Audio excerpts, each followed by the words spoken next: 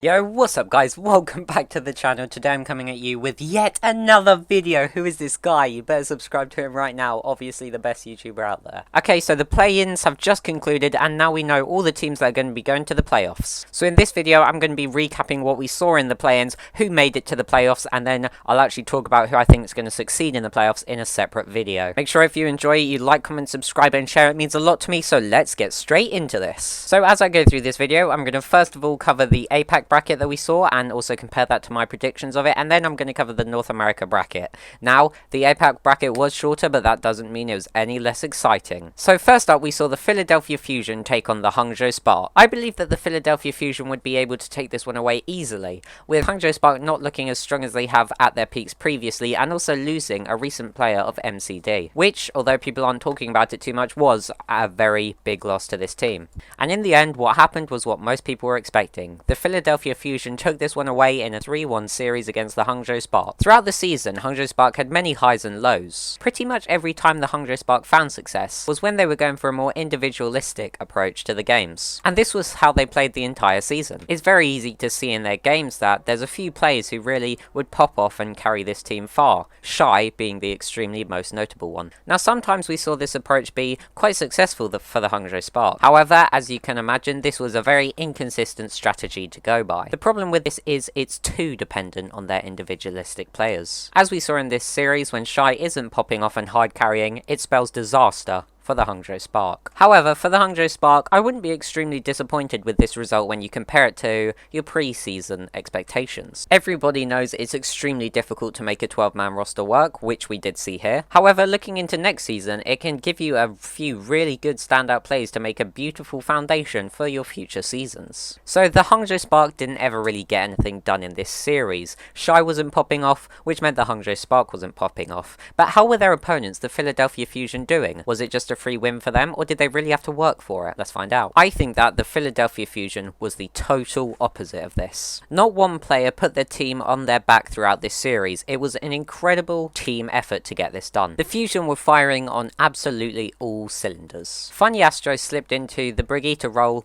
really well when necessary, which was obviously great for this team as it meant they didn't have to sub Toby and Funny Astro in and out if there was a chance that any Lucio would be played. We saw once again also that this team is not afraid to sub out Carpe, which in this series really actually helped them a lot, because if he's not your best fit, why have him in? After this game, people thought Philadelphia was really good, and going into the next game where Seoul were still the favourites, they definitely saw an opportunity for Philly to take it away. So how did that game go? Well, to be honest with you, there's only one thing to say about this. The Philadelphia Fusion have peaked at absolutely the perfect time. We hadn't seen the Fusion play this way in a very, very long time. We hadn't seen them make a top 4 into Hawaii at all, and now suddenly they're going to playoffs as they beat the Seoul Dynasty 3-1. And once again, get an opportunity to continue the Philadelphia Fusion trend, the favourite hobby of these guys, placing second. I already spoke about the Philadelphia Fusion in their game against the Hangzhou Spark, so let's talk about the Seoul Dynasty for a bit. The Seoul Dynasty throughout this season have been called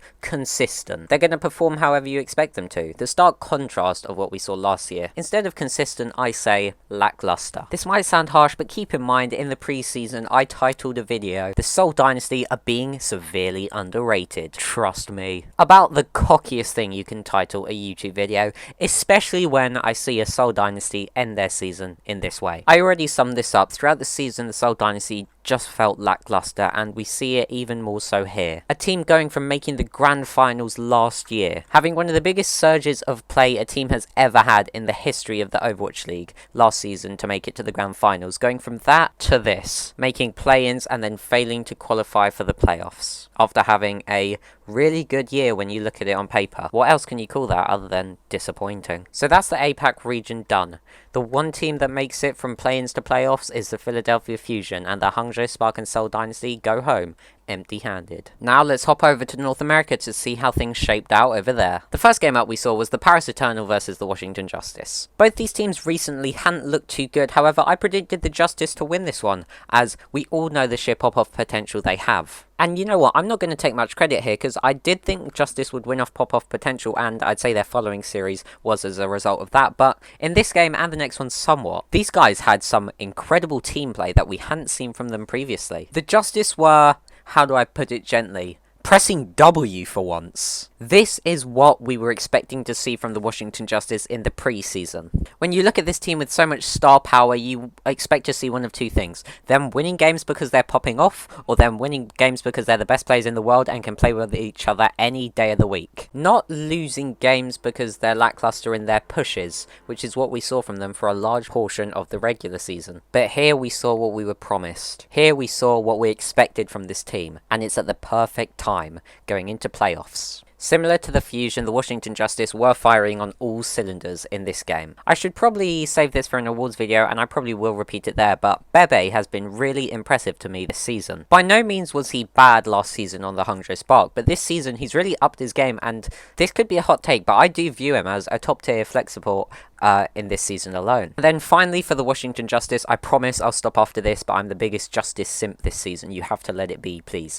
The final thing for the Justice I have to mention is that Assassin was finally playing how we expected him to on Sombra. Previously, during the regular season, Assassin had looked good on Sombra rarely. Very rarely. Very sparse flashes of hope from Assassin Sombra, but the majority of it was really poor. Not just underwhelming, but at some point straight up throwing. But in this series, he proved us all wrong. He showed us a really great Sombra. He showed us that in the next series, and I hope it carries on to playoffs, because this is the Assassin we want to see. He looked good throughout the season on Echo and the other flex DPS that he played, but his Sombra was something we never quite saw top tier perfection from him on, until now. The perfect time for him to finally be showing us great play. So the Justice won this one in a 3-0 series against the poor looking Paris Eternal. So how did the next game go down? Well, next up we saw the Toronto Defiant versus the Boston Uprising, and I had Toronto winning this one, and oh boy they did. They didn't just win this, they dominated it. Throughout the season I never thought the Boston Uprising was that incredible. People were singing their praises, so was I at points, but I never really viewed them as even striving to become a top tier team, as some did. Toronto on the other hand, when they did well, I saw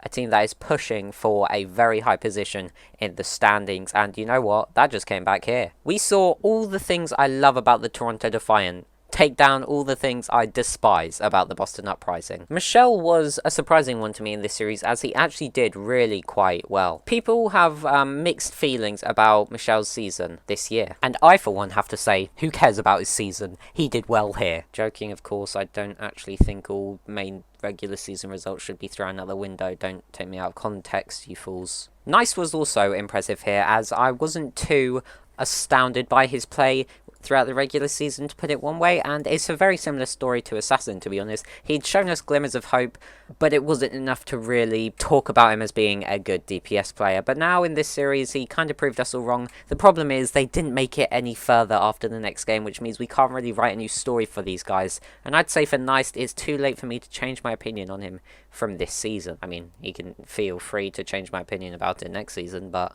sorry mate, too late. With this game over, we saw the San Francisco Shock pick Toronto Defiant to be their opponents, leaving the Houston Outlaws with a fiery looking Washington Justice. So, Shock versus Toronto, how did it go down? Well, basically, it went as we expected. We saw the Toronto Defiant lose 3-0 to the San Francisco Shock, and the Shock, so many teams peaking at the right times, the Shock being one of them. Now, this season is not comparable whatsoever to their previous two, no matter what sort of playoff run they make, but we're at the point in the season, it's very late, however, I am seeing the franchisability of this team now from this core roster they've got right now, and I'm seeing parts they are going to be able to build off, which might not have been the parts we expected them to build off at the start of this season. When I say this, the player I'm talking about is Nero. Nero joined at the start of this season. He joined the San Francisco Shock, and I wasn't expecting tons off him. He's coming in to replace the role that Rascal played, which I thought he would fall short of by a mile, but in this game he looked really good. He was in for the whole series, with players being swapped in and out between him, and throughout it all he looked like a great star player. I mean, his Torb has got to be the best in the league, without a doubt. I mean, I know not many people are playing it, and there's probably a reason for that. They're probably not playing it because it's either difficult to find success on, or just bad when it does find success, but Nero disproves that second point to us every time he plays it. A beautiful anti-dive composition that he can play to a T. That right there is more of a note for the entire season, by the way, not necessarily this game alone. But that's going to do it for the San Francisco Shock. They make yet yet another playoff and have a chance to complete the three-peat. Is it likely? Not too sure. But let's move on to the Washington Justice versus the Houston Outlaws. Now, this game in my predictions is where I varied from most people. I predicted the Justice to take this one against the Houston Outlaws in a close series. And you know what happened? The Justice took this one against the Houston Outlaws in a close, bloody series. This was a very close game. The Houston Outlaws, I must say, did play well. Jake is not bad on main support. I can throw zero disrespect towards him because he's obviously not the best main support in the league, but he gets the job done and you can see the impact he makes when he's actually in that lobby on that team. The Justice, on the other hand, I'm sorry, I love the Justice so much because in this series we saw the two things we thought they could do, the two things that we thought they would do mutually exclusive in the preseason that I stated earlier. You remember them? The first one was individual pop-off plays that get them wins, the second one being team plays that get them wins. We saw them combine the two here, and it was magnificent. When they were winning, it was so good. They won fights based off pure teamwork, but then also in this series, Decay went absolutely God mode, which got the Washington Justice to the playoffs, 3-2 against the Houston Outlaws, and this is a really exciting lineup we see ahead of us for Hawaii. Be excited. I'll read you the games right now so you can get excited along with me. Yay, I love the Overwatch League! As per usual, the playoffs will be a double elimination bracket. The best bracket there is possible because, you know, you can't just lose off a whim. It means we are going to get the best grand finals we can possibly see because, well, if you play the best team and you're the second best team, you're going to meet again in the finals. So I'll just quickly read off the list and I will have a full video coming out about this at some point.